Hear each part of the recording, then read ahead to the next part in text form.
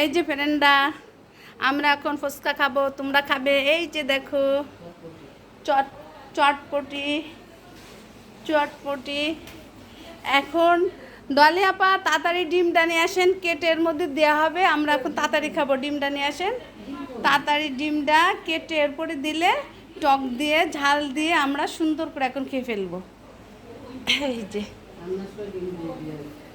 তারপরে রান্না করার সময় ডিম ভেঙে দিয়েছি, তারপরে আস্তে আস্তে ডলি আপা ডিম নিয়ে আসেন, পিস পিস করে কেটে দিই।